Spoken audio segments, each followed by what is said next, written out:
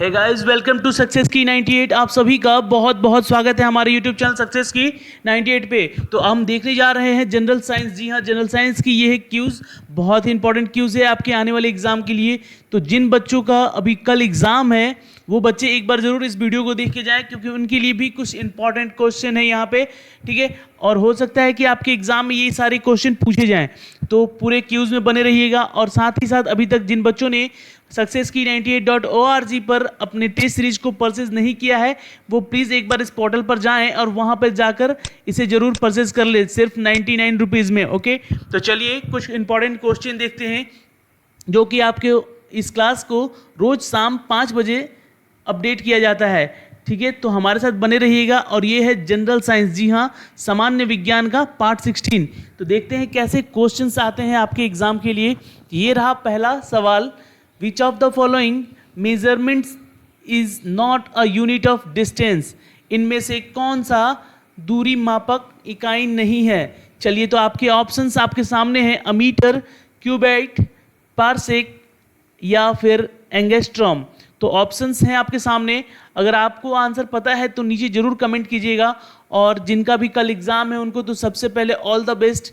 और देखिए, general science की अगर मैं बात करूं तो आप सभी सारे क्वेश्चंस अटेम्प्ट करने की कोशिश कीजिएगा, क्योंकि आपको इतना सारा क्वेश्चन यहाँ से दिया जा चुका है।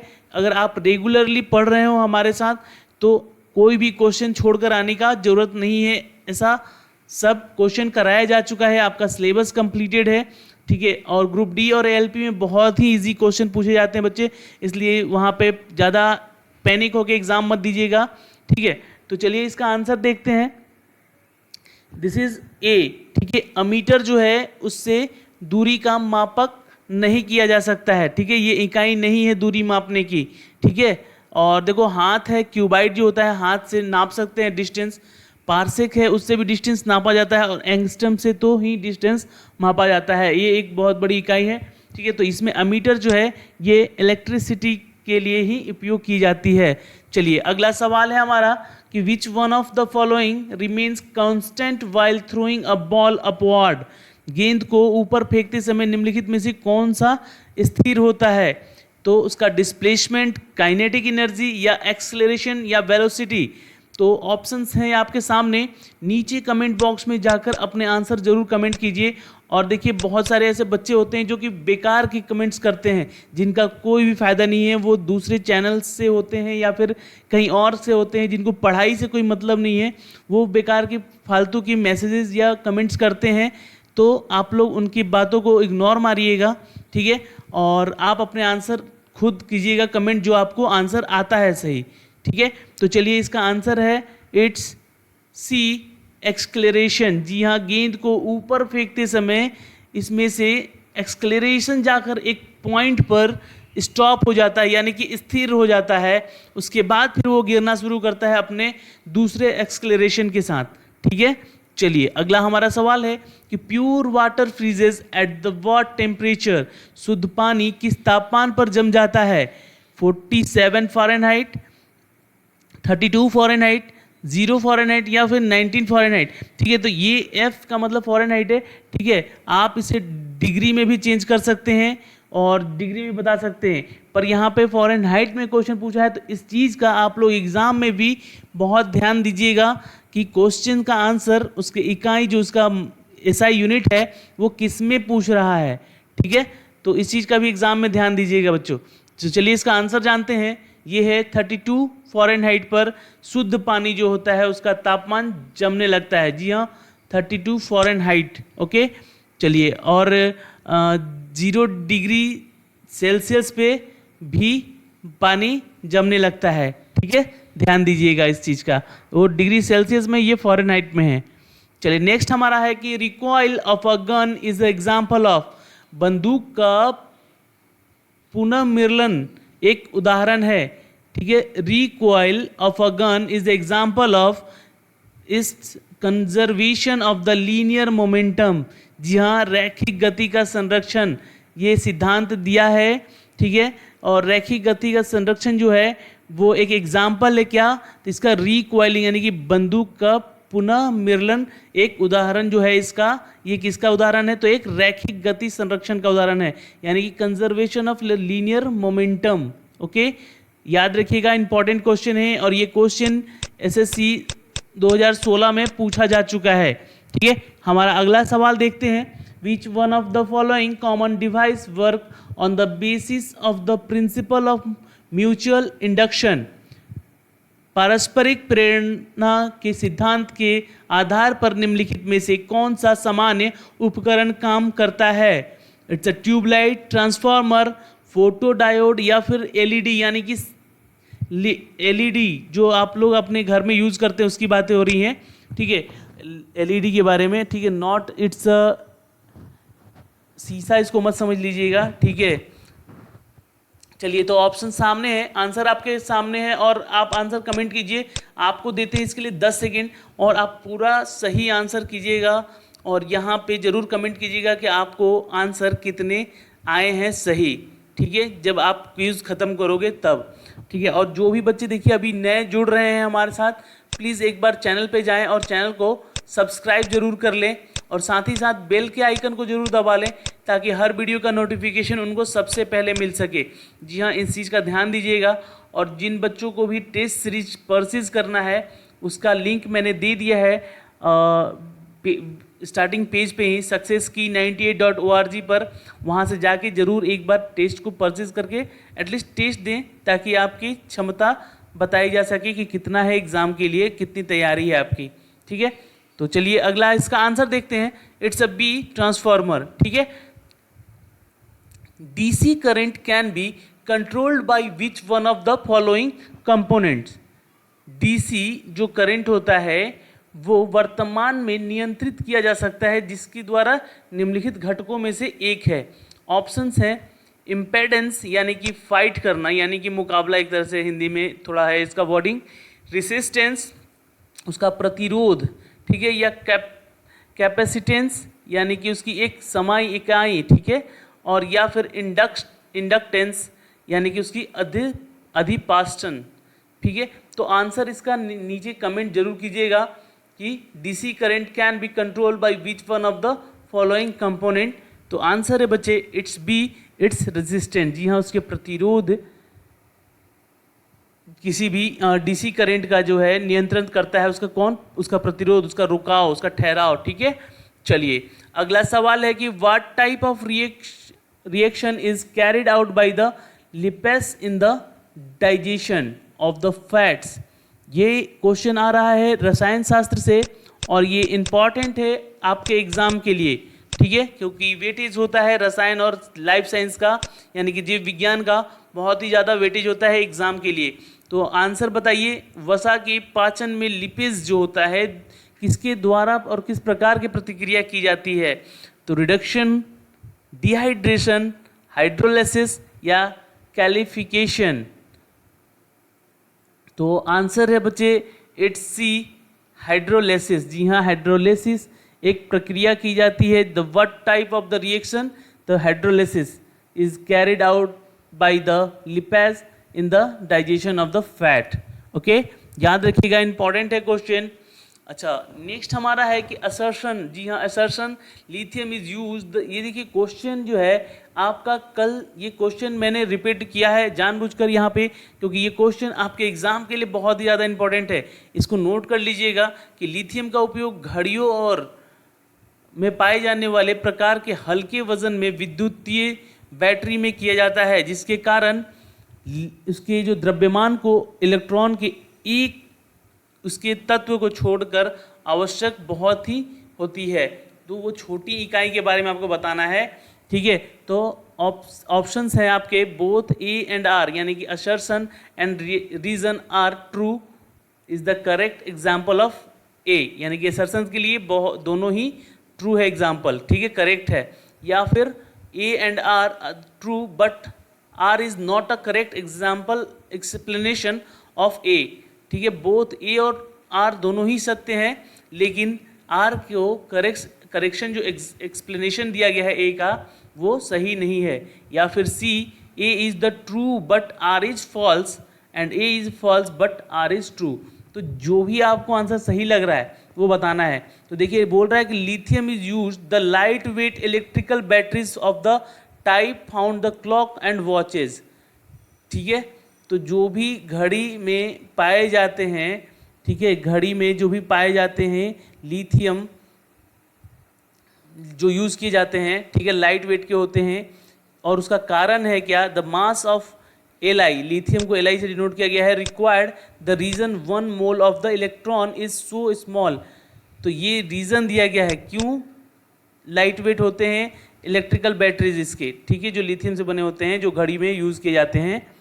तो आंसर है इसका it's A, both A and R are true because R is the correct explanation of ए।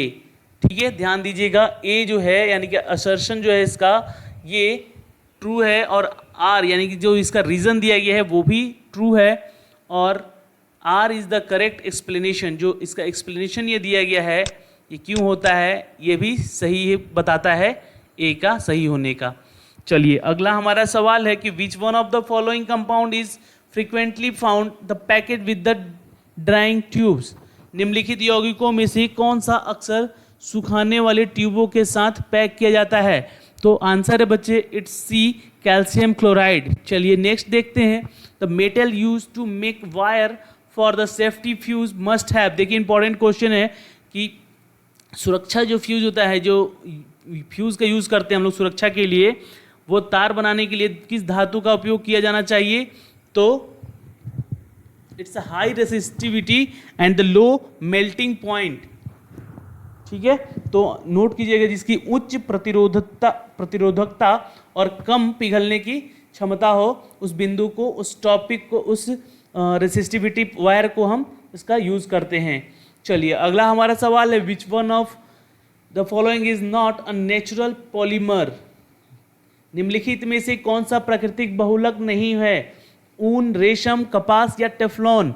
तो इट्स डी, टेफ्लॉन नहीं है। ठीक है, ध्यान दीजिएगा यहाँ पे नॉट बोला है, क्वेश्चन घुमाकर भी पूछा जा सकता है एग्जाम में, ये है या नहीं है, इस चीज़ का आप केयर कीजिएगा, गलत आंसर मत क्लिक करके आ जाइएगा, वरना वहाँ पे 0.25 मार्क्स आपके कटिंग भी होंगे। जी हाँ, और जिन बच्चों का अभी तैयारी अच्छा है एएलपी के लिए, वो एग्ज़ाम के साथ साथ इसका आंसर भी जरूर देखते जाएं और लिखते जाएं। हो सकता है कि कल एग्ज़ाम में यहाँ से कुछ क्वेश्चन बन सके आपके आने वाले एग्ज़ाम में।